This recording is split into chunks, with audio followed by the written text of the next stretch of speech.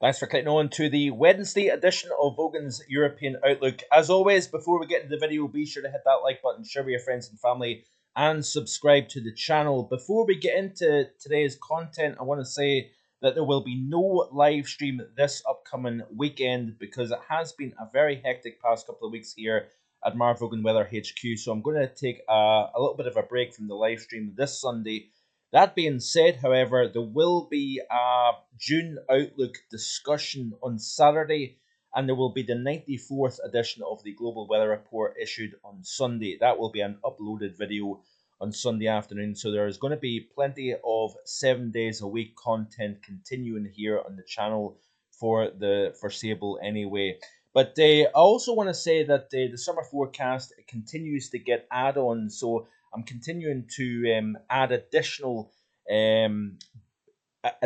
evidence to support the forecast that I've got for the upcoming June through August period. So some of those additions are things like the Indian Ocean Dipole. I made mention of that and the significance of that. Also, the Madden-Julian Oscillation. What influence could the MJO have not only on the hurricane season but also on our weather pattern? Interesting stuff here by Severe Weather Europe, actually looking at past transition years between warm versus cool ENSO states and the likely atmospheric pattern and also temperature profile is something that is shared on the forecast as well. So it's obviously findings from the world, the Severe Weather Europe site. It's not my own findings, but I thought it was very, very useful information that I've shared from them with regards to some transition years between El Nino and La Nina. Like I say, Indian Ocean Dipole, the Madden-Julian Oscillation, and also the potential of losing the negative NAO signal to a positive as we move through the course of the summer is also something that is discussed. So it's obviously freely available on marvoganweather.com for you to check that out. There is a link in the description below today's video, so you can look at that at your leisure. Some very exceptional warmth across parts of Scandinavia. Obviously, they've had a fairly cold winter up there, and it was also quite a cold autumn season last year as well. So it has been a lengthy spell of below average, generally speaking. But certainly these folks are catching up big time. Parts of Norway seeing temperatures as high as 31.1 Celsius. And this is some 18 monthly records was broken yesterday. This was a tweet yesterday, in fact.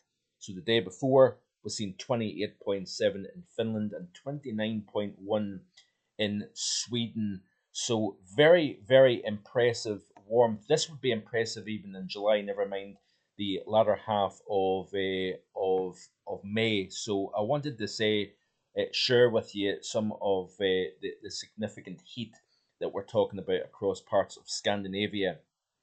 Speaking of Scandinavia, these are the current temperatures. So we do have 27 Celsius in a few spots in southern Finland, but we have even 27.5 Celsius in reasonably far north Norway, if you notice. So some very impressive warmth yet again across northern and eastern Europe, where we've got the mid to high 20s, western Russia, the Baltic states, and that is going to continue, I think, over the next few days here. Probably got the warmest day of the year so far in Spain, where we've got the temperatures at least 36 Celsius in kind of central interior Iberia. So certainly summer is beginning to show its hand in parts of the Iberian Peninsula. We've still got relatively fresh conditions across the UK, Ireland, France, Low Countries into Germany this afternoon here.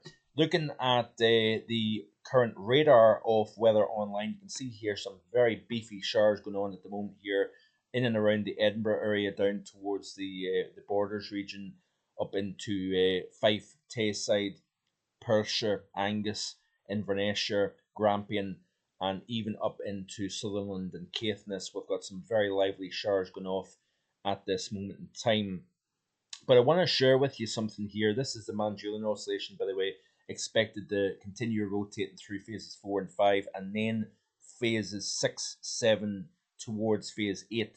Now, as the MJO, this is a pulse of enhanced convection.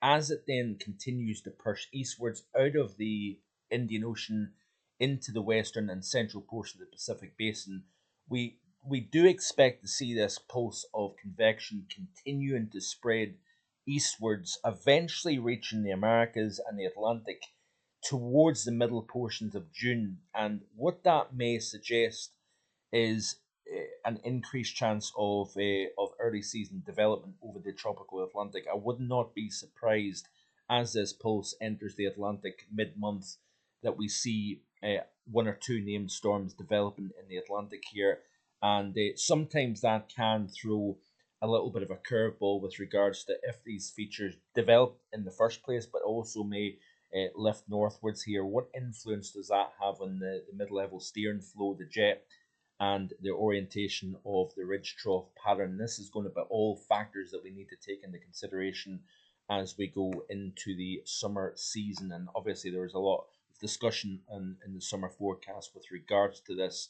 Now, the NAO is expected to go quite firmly negative. In fact, the most negative probably since back in the early portions of April here. This is the GFS ensemble, by the way, showing that we have got quite a fairly pronounced negative NAO pattern as we go through week 1 of June and meteorological summer.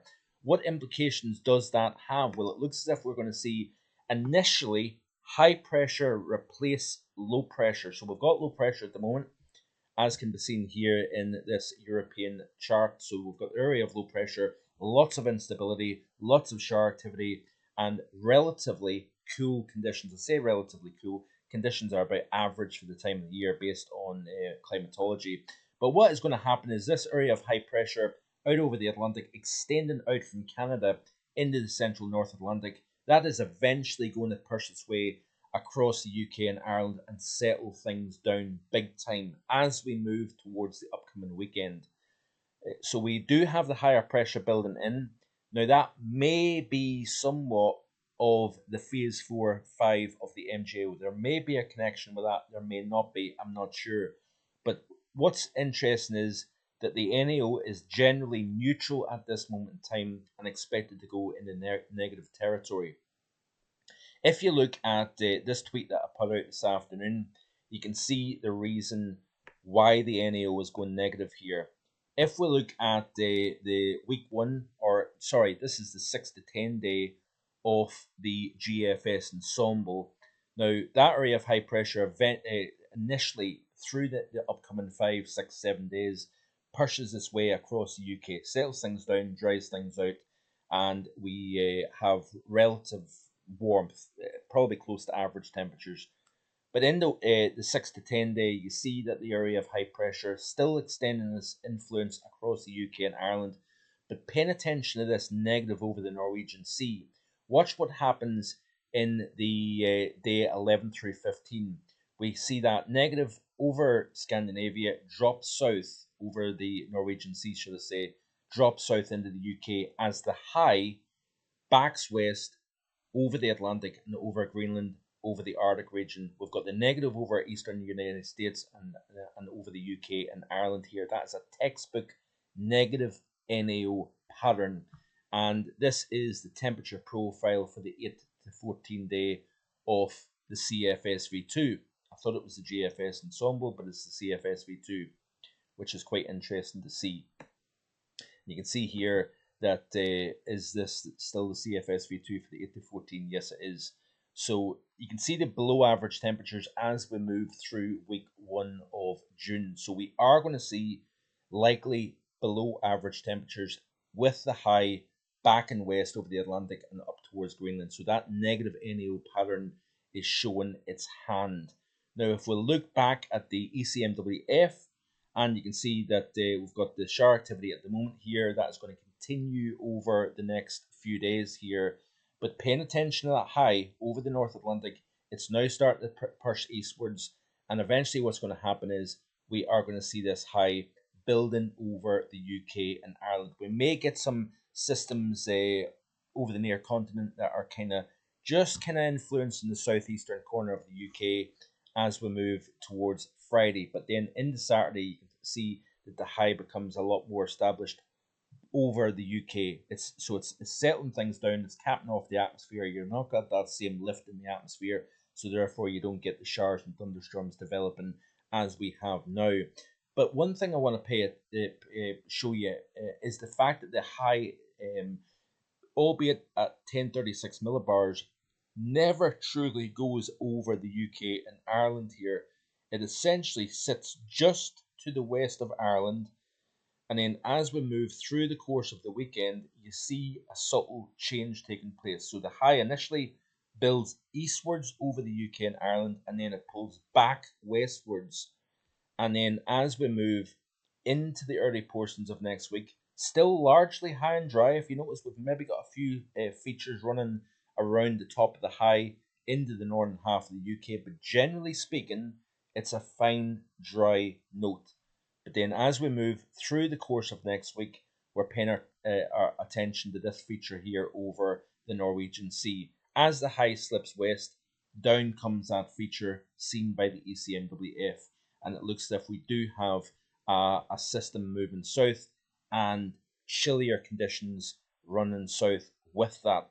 So if you look here at the 850 temperature anomaly here of the ECMWF, this is the current situation.